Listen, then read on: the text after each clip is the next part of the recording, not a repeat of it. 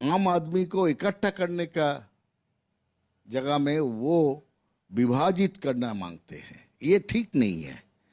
लोकतंत्र में ये ठीक नहीं है। लोकतंत्र का पाठ नहीं है उसका। क्या लोकतंत्र होता है? ये है, सुनो, हमारा देश का जो लोग है, बुद्धिजीवी है, ये खोखला हो रहा है। किसी कारण में कोई धर्म के आड़ में बचना चाहता है। हमारा देश डेमोक्रेटिक, सेकुलर डेमोक्रेटिक कंट्री है। इस देश में सबका बराबर का हक है। एक नया संविधान, जो संविधान बनाया था, उसके आधार पर हमारा देश आगे बढ़ रहा था। इसी देश में उसको बर्बाद करके, संवैधानिक सोच के ख़त्म करके, हर बात में सांप्रदायिक तो लाना, ये एक बीमारी के रूप में आ रहा है और ये बीमारी देश को बर्बाद करेगा। कोई भी बोले इसके बारे में काफ़ी निंदनीय है। मेरा सिर्फ इतना कहना है कि बांग्लादेश वगैरह इधर देखने से पहले अपना दामन झांकिए। और हिंदुओं की एका की बात करते हैं ना मिथुंदा, सीवर में उतर के जिसकी मौत होती है ना, वो भी हिंदू है। कभी उसके बारे में सोचा है स्टार साहब?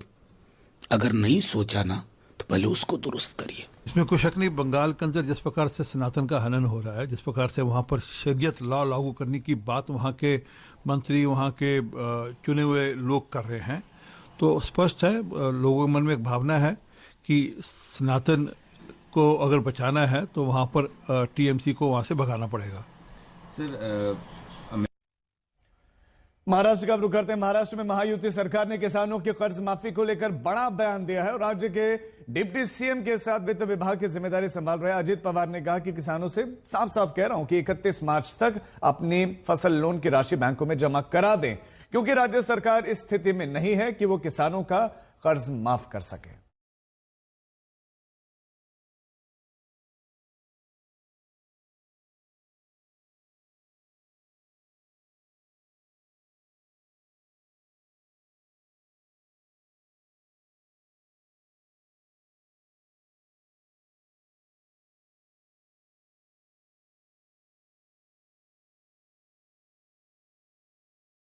छत्तीसगढ़ से, जहां पर सुकमा में नक्सलियों के खिलाफ बड़ा ऑपरेशन जारी है। सुरक्षा बलों के साथ एनकाउंटर में 16 नक्सली मारे गए। अभी भी नक्सलियों और सुरक्षा बलों के बीच में गोलीबारी जारी गई। मारे गए नक्सलियों के पास से बड़ी मात्रा में हथियार बरामद किए गए हैं। हमले में सुरक्षा बलों के 2 जवानों के भी घायल होने की खबर है। अभी तक जो केरलापाल थाना क्षेत्र अंतर्गत गोगुंडा इलाके में जो मुठभेड़ हुई है, 16 नक्सलियों के शव बरामद किए गए हैं। इसमें AK-47 SLR इंसा जैसे काफ़ी भारी मात्रा में हथियार बरामद किए गए हैं। 2 जवान इसमें घायल हुए हैं, उनको इवैक्यूएशन किया जा रहा है। सर, हथियार कौन कौन सा बरामद? AK-47 SLR इंसा जैसे ऑटोमेटिक हथियार इस मुठभेड़ में बरामद हुए। जी सर, ये अब तक का सुकमा जिले का सबसे बड़ा मुठभेड़ माना जा सकता है? हाँ, इसको माना जा सकता है। और जो पहाड़ी वाला जो इलाका है, गोगुंडा वाले इलाके में दरबा डिवीजन की जो नक्सली है, उनकी उपस्थिति यहाँ मौजूद होती है और ये उन पे कड़ा पहाड़ है। सुकमा जिले में लगातार जवानों को सफलता मिल रही है और इस गोगुंडा इलाके में जवानों ने 16 नक्सलियों को मार गिराया है। जवान यहाँ देखिए, नक्सलियों का 100 और हथियार, मतलब हथियार बरामद, ऑटोमेटिक हथियार बरामद होता है। यहाँ देख सकते हैं जवानों का जो मनोबल है हाई लेवल पर है। जवान निश्चित तौर पर काफी जो सुकमा SP है उनसे, जवानों से चर्चा कर रहे हैं किस तरह से ऑपरेशन जवानों ने सफल बनाकर यहाँ पहुंचे हैं। और निश्चित तौर पे ये सुकमा जिले में पुलिस के लिए बड़ी सफलता है। लगातार जिस तरह से ऑपरेशन हो रहे हैं सुकमा, हमारे साथ सुकमा SP किरण चौहान है, उनसे बात करते हैं। सर, ये बड़ी सफलता हाथ लगी आपके, किस तरह से ऑपरेशन होते हैं? नहीं, कल शाम को जो गोगुंडा इलाके में है, दरबा डिवीजन के अंतर्गत जो कैडर है, उनकी उपस्थिति की सूचना मिली थी। आज सुबह 7 बजे मुठभेड़ हुई और उसमें 16 नक्सलियों का शव बरामद हुआ है। उसमें AK-47 SLR इंसास जैसे हथियार है, उनकी बरामदगी की गई है। महिला कमांडो लगातार फील्ड पे गए हैं, किस तरह से? नहीं, महिला कमांडो लगातार फील्ड पे जा रही है और काफी अच्छे से ऑपरेशन कर रही है। आज भी एक महिला कमांडो घायल भी हो गई और मतलब काफी अच्छा माहौल है और जवान बहुत मेहनत कर रहे हैं और एक अच्छा नतीजा दे रहे हैं सभी को। ये मान लीजिए सुकमा पुलिस की बहुत बड़ी सफलता है, मतलब बहुत बड़ी सफलता है। किस तरह से मान लीजिए जवानों को मिठाई के खिलाफ मनोबल काफी हाई है? नहीं, काफी मनोबल अच्छा है और जवान जो मेहनत कर रहे हैं और उसी मेहनत का ही नतीजा है पूरा। जैसे हमारे साथ SP चौहान ने बताया कि जो जवानों का मनोबल काफी हाई है। महिला कमांडो जिस तरह से लगातार महिला कमांडो को ट्रेन किया जाता है इलाकों में, और महिला कमांडो भी मुठभेड़ सफल ऑपरेशन लॉन्च किया था, इसमें महिला कमांडो का भी अहम भूमिका रहा है। धर्मेंद्र सिंह, आज तक, सुकमा। जम्मू कश्मीर के कठुआ में छिपे आतंकवादियों के खिलाफ सर्च ऑपरेशन का 7वां दिन है आज और अब तक के ऑपरेशन में 3 आतंकवादी मारे गए हैं। जम्मू कश्मीर पुलिस के 4 जवान भी शहीद हुए हैं। अभी इलाके में 2 से 3 आतंकवादियों की तलाश चल रही है और सूत्रों के मुताबिक ड्रोन से सर्च ऑपरेशन चल रहा है और इस दौरान 2 आतंकवादी देखे भी गए हैं। सर्च ऑपरेशन लगातार जारी है। उन आतंकवादियों तक पहुंच उनको पकड़ने का प्रयास जारी है।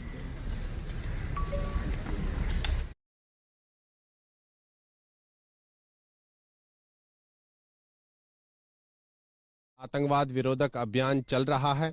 आज भी सुबह से ही सुरक्षा बल कार्य में जुटे हुए हैं और सुरक्षा बलों की कई सारी टीम्स जो हैं वो जंगल के इलाके में गए हैं और लगातार वहां पर तलाशी अभियान चल रहा है। प्राथमिकता यही है कि जो आतंकवादी जंगल के इलाके में छिपे हुए हैं उनको जल्द से जल्द ढेर कर दिया जाए। फिलहाल इस आतंकवाद विरोधक अभियान में एक बहुत बड़ा अपडेट है। एक और आतंकवादी को सुरक्षा बलों ने ढेर कर दिया है और इस पूरे ऑपरेशन में अब तक 3 आतंकवादियों को सुरक्षा बलों ने ढेर कर दिया है, जबकि बताया जा रहा है कि 2 आतंकवादी अभी भी जंगल के इलाके में छिपे हुए हैं। उनकी तलाश लगातार जारी है क्योंकि ये जो यहाँ का जो भूगोल है ये काफी जटिल भूगोल है, क्योंकि आप देख सकते हैं कि यहाँ पर घने जंगल हैं, ऊंचे पहाड़ हैं, तो ऐसे इलाकों में आतंकवाद विरोधक अभियान चलाना काफी मुश्किल होता है, काफी चुनौतीपूर्ण होता है। इसीलिए सुरक्षा बल फूक फूक कर कदम आगे बढ़ा रहे हैं और ये सुनिश्चित कर रहे हैं कि जो आतंकवादी जंगल के इलाके में छिपे हुए हैं वो यहाँ से भागने में सफल ना हो। तो इसीलिए पूरा कॉर्डन लगाया गया है। इस समय भी अगर आप देखें यहाँ पर भी चाहे भारतीय सेना हो, जम्मू कश्मीर पुलिस हो, आप देख सकते हैं उनकी बख्तरबंद गाड़ियां यहाँ तैनात हैं और यहाँ अतिरिक्त टीम्स जो है सुरक्षा बलों की लगातार से आ रही है और चप्पे चप्पे को खंगाला जा रहा है। ये काफी दुर्गम स्थान है, यहाँ पर ऊंचे पहाड़ हैं, घने जंगल हैं और आतंकवादियों की तलाश लगातार जारी है। ये जो आतंकवाद विरोधक अभियान है जो यहाँ पर चल रहा है, इसमें दुर्भाग्य से हमने अपने 4 शूरवीरों को खो दिया है। 4 जो जम्मू कश्मीर पुलिस के जो जवान हैं वो वीरगति को प्राप्त हुए हैं। उन्होंने अपने प्राणों का सर्वोच्च बलिदान दिया है। सुरक्षा बल तत्परता के साथ कार्य कर रहे हैं और प्राथमिकता यही है कि जो जंगल के इलाके में अभी भी 2 आतंकवादी छिपे हुए हैं उनको जल्द से जल्द ढेर कर दिया जाए। काफी चुनौतीपूर्ण कार्य है क्योंकि भूगोल यहाँ का ऐसा है, घने जंगल है, ऊंचे पहाड़ है, तो इसीलिए इस पूरे ऑपरेशन में समय लग सकता है, लेकिन सुरक्षा बल पूरी तरह से तत्परता के साथ कार्य कर रहे हैं। वीडियो जर्नलिस्ट नीरज कुमार के साथ मैं सुनील भट्ट, जुथाना, कठुआ, जम्मू कश्मीर, आज तक।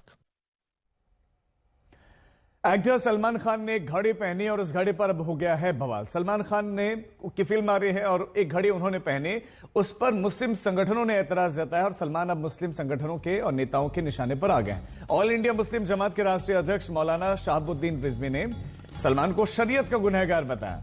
दरअसल सलमान खान की एक तस्वीर वायरल है जिसमें उन्होंने केसरी रंग की घड़ी बांधी है जिस पर प्रभु श्री राम और उनकी जन्मभूमि है यानी कि अयोध्या का मंदिर उकेरा हुआ है। यहाँ पर उसमें राम और हनुमान की तस्वीरें हैं, जय श्री राम भी लिखा हुआ है। इसी घड़ी को लेकर सलमान खान अब मौलाना के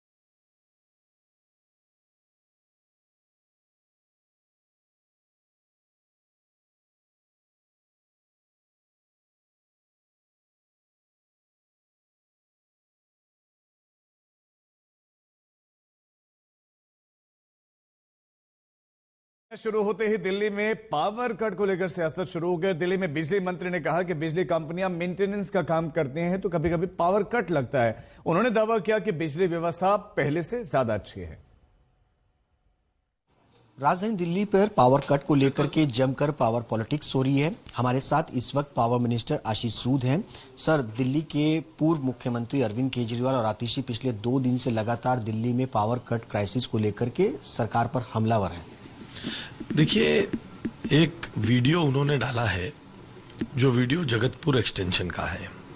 वहां की एक स्थानीय घटना के चलते कुछ समय के लिए वहां बिजली नहीं थी।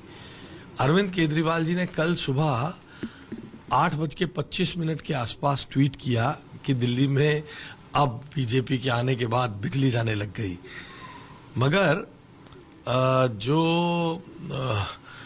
अरविंद केजरीवाल जी ने वो ट्वीट पंजाब से किया था, अपने भाई भगवंत मान के साथ, जहां 8 PM के बाद कुछ होता ही नहीं है।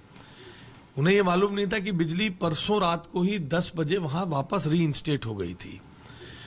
ऐसी घटना कहीं पर भी इतने बड़े नेटवर्क में हो सकती है। कोई भी ये नहीं कह सकता कि कभी भी कोई हादसा बिजली के नेटवर्क में नहीं हो सकता। पेड़ गिर सकता है, मकान बनते समय कुछ हादसा हो सकता है। कुछ हादसा हुआ, बिजली गई, ठीक हो गई। और अरविंद केजरीवाल जी इस तरीके से जब बताने की कोशिश करते हैं कि बीजेपी के राज में बिजली जाने लग गई, हमारे राज में तो कभी बंद ही नहीं होती थी। और अब रुक रहे हैं छोटे से ब्रेक के लिए, कुछ और खबरों के साथ।